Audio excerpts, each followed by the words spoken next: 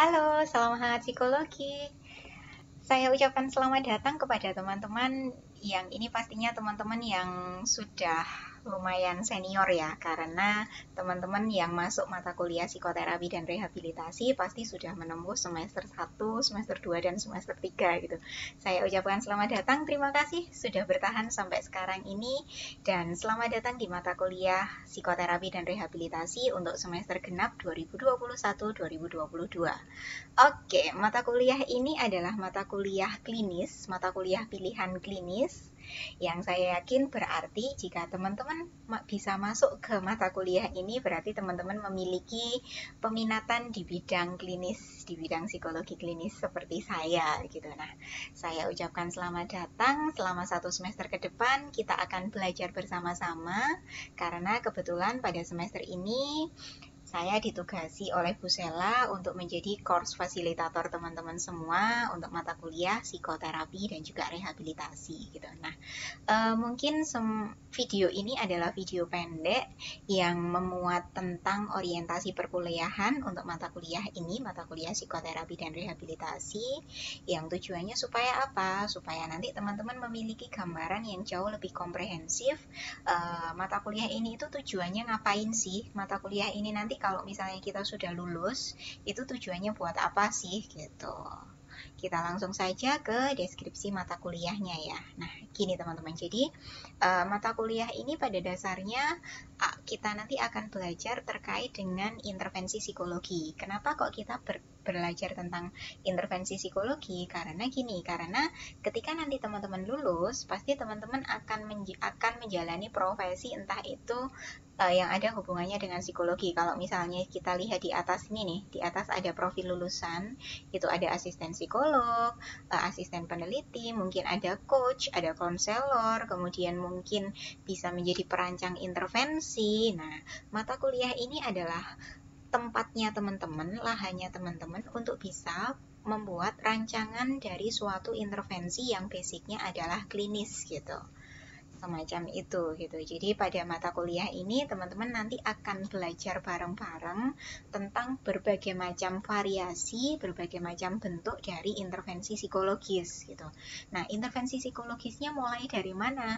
Kita nanti akan belajar mulai dari awal psikoanalisa, behavior, sampai nanti ke intervensi-intervensi yang sifatnya kontemporer. Ada feminis terapi, kemudian ada systemic terapi, ada family terapi gitu. Jadi kita nanti akan belajar banyak banget model intervensi di psikologi gitu. Nah, selain itu kita juga akan belajarnya itu nggak cuma intervensi yang di komunitas saja, intervensi yang ada di kolektif saja, tetapi kita juga akan belajar tentang rancangan intervensi untuk kita terapkan di individu saja. Jadi kita nanti akan belajar di penerapan di individual dan juga penerapan di klasikal gitu. Nah, selain itu kita juga akan belajar tentang rehabilitasi gitu. Jadi nggak cuma psikoterapi saja, kita juga akan belajar tentang bagaimana sih memberikan tata laksana atau memberikan intervensi kepada orang yang sedang dalam proses rehabilitasi gitu, teman-teman. Nah,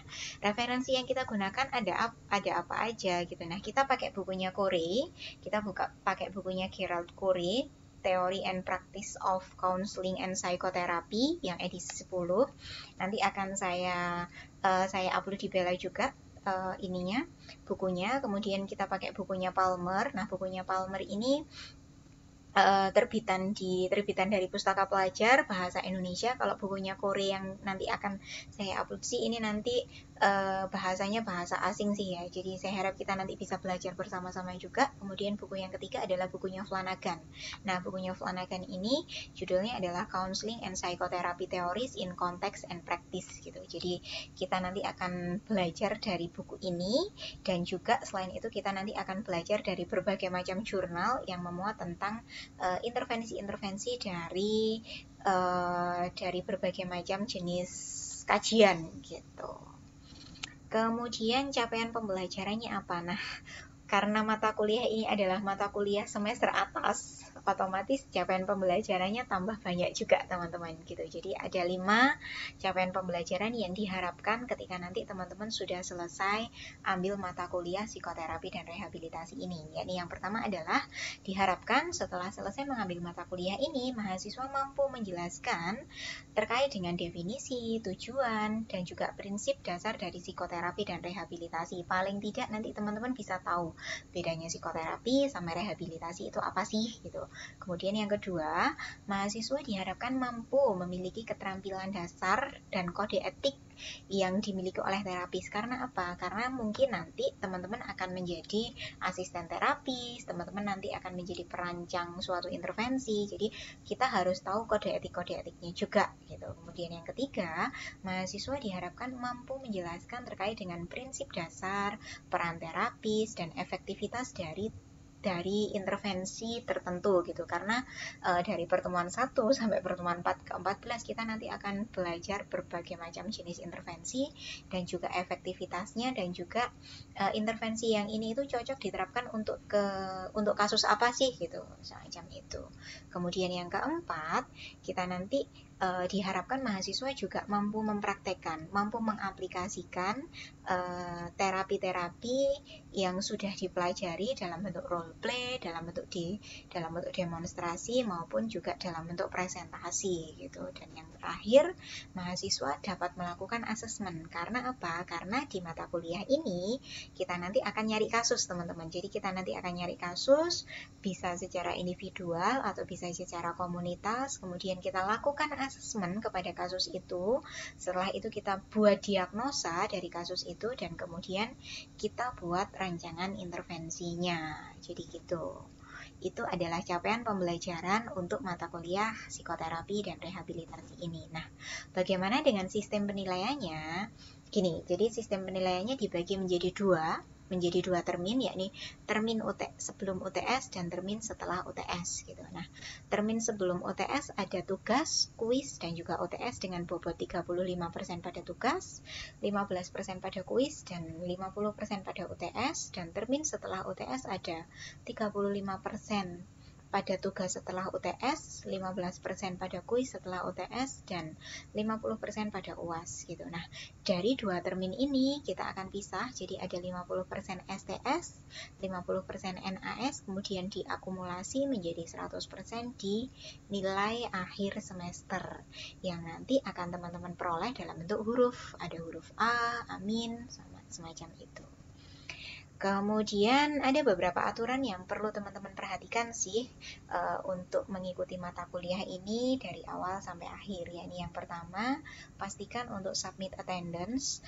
Untuk menyatakan kehadiran teman-teman di mata kuliah ini, perhatikan jadwal meetingnya, karena jadwal meetingnya kadang-kadang bisa beda-beda nih teman-teman. Jadi bisa jadi pertemuan hari ini meeting, 2 minggu lagi baru meeting lagi gitu. Dan kita kalau misalnya kita nggak meeting, kita maksimalkan diskusi kita di forum diskusi gitu. Kemudian ada materi juga, jadi pasti setiap pertemuan saya pasti upload materi gitu. Jadi saya harap teman-teman bisa download materi, bisa pelajari materi. Kalau misalnya ada yang nggak paham, kita bisa maksimalkan di meeting untuk bertanya, dan juga teman-teman bisa bertanya di forum diskusi gitu. Kemudian untuk tugasnya, di setiap pertemuan pasti kita ada tugas, dan tugasnya bervariasi. Saya harap teman-teman bisa mengerjakan tugasnya sesuai dengan instruksi dan juga tepat waktu. Oke, mungkin itu saja. Dan ini nih teman-teman, kalau misalnya teman-teman ingin tahu lebih dalam terkait dengan mata kuliah ini, teman-teman bisa download RPS sama silabusnya di folder ini, folder perangkat pembelajaran ini. Dan ini jadwalnya, teman-teman bisa perhatikan jadwal meeting konferensinya ada di pertemuan kedua, pertemuan ke-7, pertemuan ke-10, dan pertemuan ke-13 gitu. Selain itu kita maksimalkan diskusi kita di forum diskusi. Oke, mungkin itu saja. Saya ingatkan kembali untuk pastikan klik presensi atau pastikan klik submit attendance untuk menyatakan kehadiran teman-teman semua di kelas ini. Oke, mungkin itu saja. Sampai ketemu minggu depan atau sampai ketemu di pertemuan pertama. Selamat belajar. Olah et Rahbora. Salam sehat selalu. Dadah.